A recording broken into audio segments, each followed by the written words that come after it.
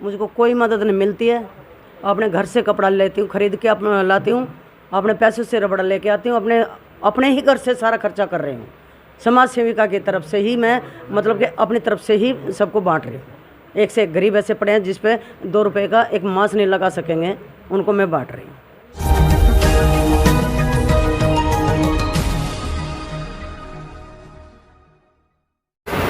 नमस्कार, मैं सुशील बोध न्यूज इंडिया राइट से और मैं इस वक्त हूँ गाजियाबाद क्षेत्र लोनी और लोनी के अंदर एक कॉलोनी है निशांत एनक्लेव। मैं आपको एक ऐसी हकीकत से रूबरू कराऊंगा, आपने फिल्मों में देखा होगा, लेकिन आज मैं आपको एक ऐसी कहानी से रूबरू कराऊंगा जो हकीकत में है। अब तक आपने फिल्मों में, बहुत सी फिल्मों में ऐसे सीन या ऐसी कहानियाँ देखी होंगी, लेकिन जो आज कहानी आपको दिखाने जा रहा हूँ न्यूज इंडिया राइट पर, वो बिल्कुल एकदम हकीकत है जो गाजियाबाद क्षेत्र लोनी के अंदर की है। यहाँ पर एक कोरोना योद्धा, जो असली मायने में कोरोना योद्धा हैं, वो मेरे पास हैं और मेरे साथ हैं। और ये कोरोना योद्धा कैसे हैं उसके बारे में भी बता दूं। मेरे साथ यहाँ पर मूर्ति देवी हैं, और जो मूर्ति देवी हैं ये दोनों हाथों से अपाहिज हैं। एक बार मैं मूर्ति देवी जी से आग्रह करूँगा वो दोनों हाथ अपने ऊपर करें, और कैमरामैन आप दिखा दीजिए। तो देखिए, ये वो मूर्ति देवी हैं जो बिल्कुल दोनों हाथों से अपाहिज हैं। अब कोरोना योद्धा कैसे हैं ये इनके बारे में बता दूं। जब से ये लॉकडाउन इस कोरोना महामारी में लगा है, मूर्ति देवी एक वो कोरोना योद्धा की भूमिका में आगे आई हैं कि उनके अंदर जो प्रतिभा है, वो जो एक कलाकारी है, उसके बारे में मैं आपको बताता हूँ कि वो इस कोरोना महामारी में ये अपने हाथों से मास्क सिलकर समाज सेवा कर रही हैं। आप देख सकते हैं तस्वीरों में कितनी सफाई से उनके हाथों के द्वारा ये मास्क बनाए गए हैं।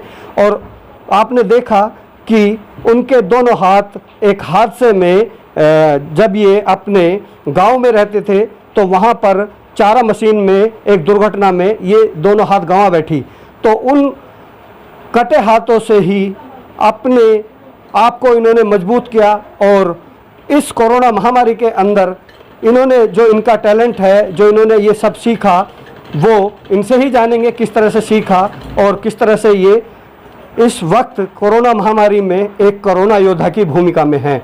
जी मूर्ति जी, स्वागत है आपका न्यूज इंडिया राइट पे।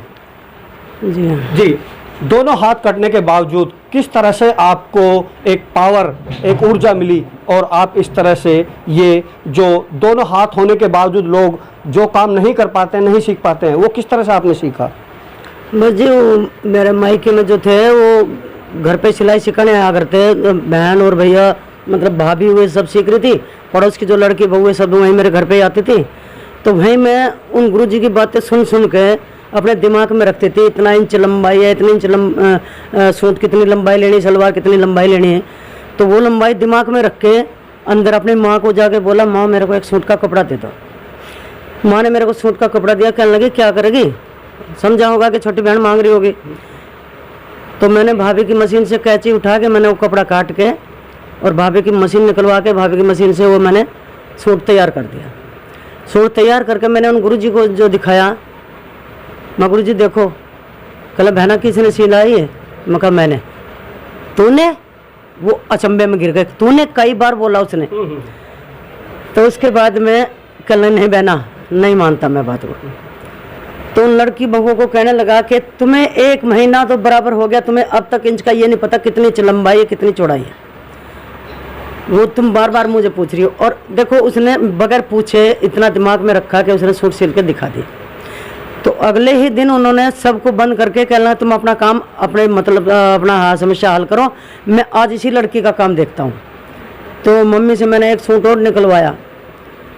अगले दिन उन्होंने मेरी कटाई देखी और सिलाई देखी, देख के उठा के सूट को सबको उठा के, अब देखो बहन देखो, इन्होंने पूरा सूट सिल के तैयार कर दिया मेरे सामने बैठे बैठे। और तुमने अब तक ये इंच का ये नहीं पता लगा कितना इंच लंबाई लेनी है कि सूट की कितनी कटाई चौड़ाई लेनी।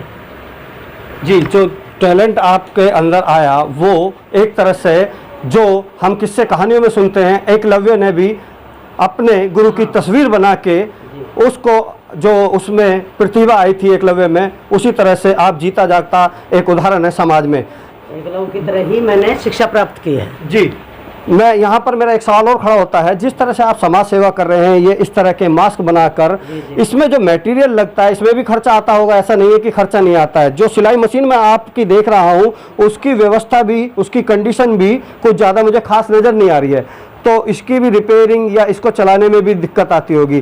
तो मैं ये जानना चाहूँगा कि शहर के अंदर, गाजियाबाद क्षेत्र के अंदर शासन, प्रशासन और बहुत सारी समाज सेवी संस्थाएं चल रही हैं, क्या उनसे किसी तरह की कोई मदद मिलती है आपको? मुझको कोई मदद नहीं मिलती है। अपने घर से कपड़ा लेती हूँ, खरीद के अपना लाती हूँ, अपने पैसे से रबड़ लेके आती हूँ, अपने ही घर से सारा खर्चा कर रही हूँ। समाज सेविका की तरफ से ही मैं, मतलब कि अपनी तरफ से ही सबको बांट रही हूँ। एक से एक गरीब ऐसे पड़े हैं जिस पे 2 रुपये का एक मांस नहीं लगा सकेंगे, उनको मैं बांट रही हूँ। तो आपने देखा, ये एक रियल कहानी, ये जो मटेरियल है, ये अच्छे वाला कपड़ा है, वो किस तरह से इसको अरेंज करती हैं, किस तरह से अपने परिवार की जीविका चला रही हैं और किस स्थिति और परिस्थिति में हैं इस वक्त, वो भी आपके सामने तस्वीरों में साफ दिखाई दे जा सकता है। मैं शासन प्रशासन से अपील करूंगा और उन समाज सेवी संस्थाओं से भी अपील करूंगा कि ऐसे कोरोना योद्धाओं को आगे आकर सपोर्ट करें, जो अपने अपाहिज होने के बाद भी समाज सेवा में जुटी हुई हैं और अपनी समाज सेवा से पीछे हटने का नाम नहीं ले रही है। अगर मैं कहूँ, जिस घर में मैं खड़ा हूँ उस घर की स्थिति भी देखने से कोई बहुत ही हाई फाई नहीं लग रही है, बहुत ही कोई मतलब मध्य वर्ग से भी नीचे में इनकी स्थिति को कहूँगा कि मध्यम वर्ग से भी नीचे इनकी स्थिति है। लेकिन मैं सलूट करता हूँ इनके जज्बे को और सलाम करता हूँ इनके इस जज्बे को कि इस कोरोना महामारी में, इस कोरोना महामारी के दौर में जहाँ आज मजदूर एक एक पैसे के लिए परेशान हैं, उस परिस्थिति में, उस कठिनाई में भी ये अपनी समाज सेवा में लगी हुई हैं। तो मेरी अपील यही है गाजियाबाद प्रशासन से भी, शासन से भी और उन सेवी संस्थाओं से भी कि ऐसे लोगों की आकर मदद करें। और असल मायने में अगर कोरोना योद्धा है कोई, तो मेरी नज़र में ये मूर्ति देवी हैं।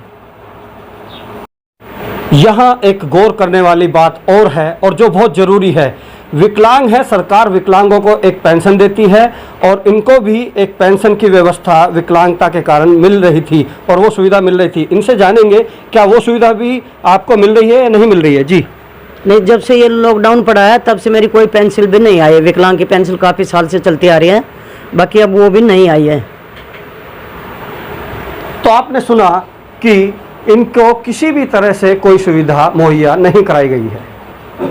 आप सभी से अनुरोध है, न्यूज इंडिया राइट्स को सब्सक्राइब करें, वीडियोस को लाइक करें, शेयर करें और कमेंट के जरिए अपनी राय दें। साथ ही बेल आइकन दबाना ना भूलें ताकि आप तक हमारे नए वीडियोस की जानकारी पहुंचती रहे।